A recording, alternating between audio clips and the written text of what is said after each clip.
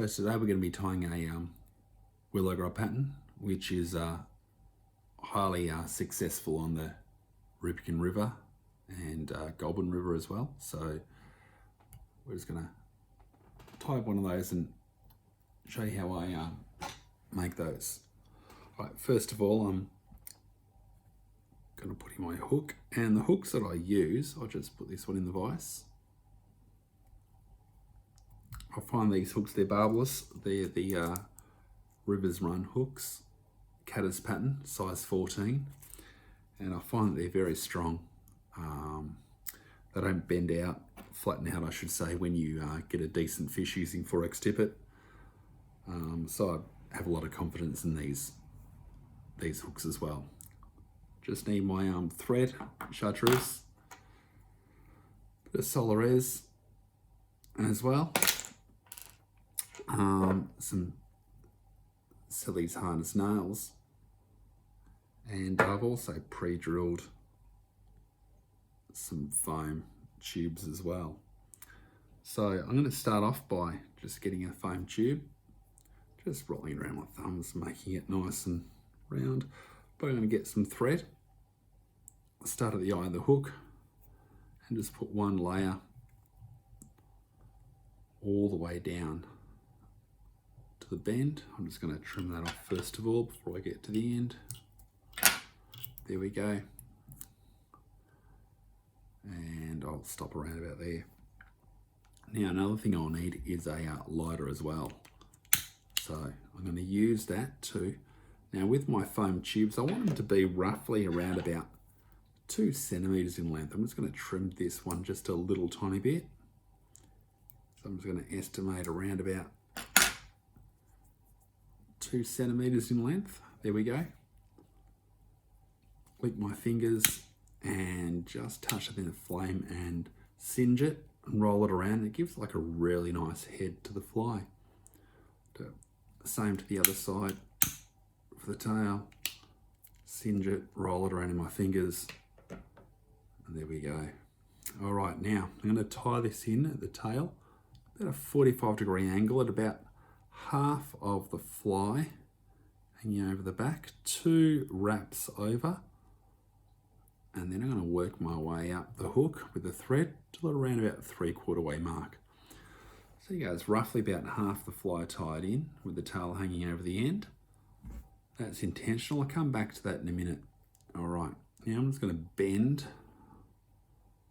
the rest of that foam around, and I'll move my fingers in a minute. I just want to get this over. Oops.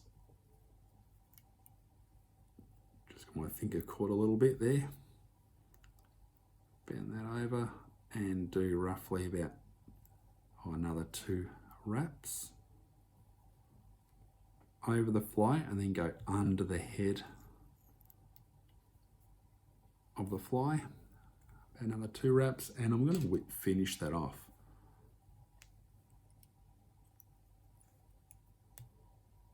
There we go. 1. Let's move that head out the way. 2, 3, 4. That'll be enough wraps. There we go. Finish with the thread. Now at the moment, this fly doesn't look like much at all. So I'm going to look at shaping it. Okay. So I'm going to use some solarez. I'm going to put a big dollop on that bend just there. Now I'm not going to put any solarez on the head of the fly. I'm just going to put it on the body, and also a little tiny bit on the tail. I'm going to go underneath, all the way around, but I'm not going to go too far to the tail. I'll explain why in a moment. I'm not going to go over the head. I'm just going to go up to where the thread is, stop at about the thread, go under the bottom of the hook, all the way around there, and on the other side too. You can see there's not much of a gap between the shank of the hook and also the foam as well, and that's intentional also. Now I'll just keep it there so you can see what I'm doing. Now I'm going to bend this up and I'm going to shape it in position. So I'm going to move the tail up and using the UV light, I'm now going to cure the resin. That's going to hold the fly in shape. Just work my way around now. And it's got that classic U shape that you see willow grubs form when they hit the water. Here we go. I'm just going to keep in that angle. I've just got a couple of little hairs hanging off here from the thread. I'm just going to trim those off. Now I'll just point out a couple of facts. So this tail is far longer than the head. The usual commercial ones you find are in a perfect U shape. And when that happens, you can bend that foam over and it will actually cover the tip of the hook. Also, this tail tends to be perpendicular to the hook. And again, if a fish bites in it, it can cover the point of the hook, and same with the head. But this one over here, if a fish bites down on that, the head is still pretty malleable. It will move around a little bit, or pliable I should say, and it's not going to snap off. And same with the tail as well.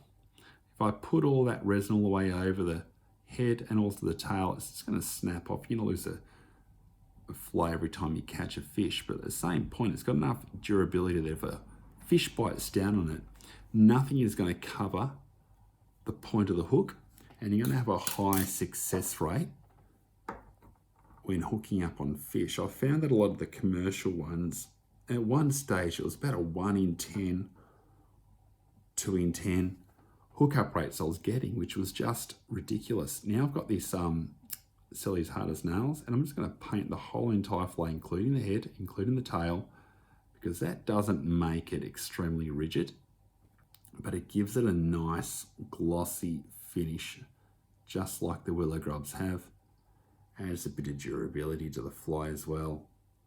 I like this, it makes it look really nice. There we go.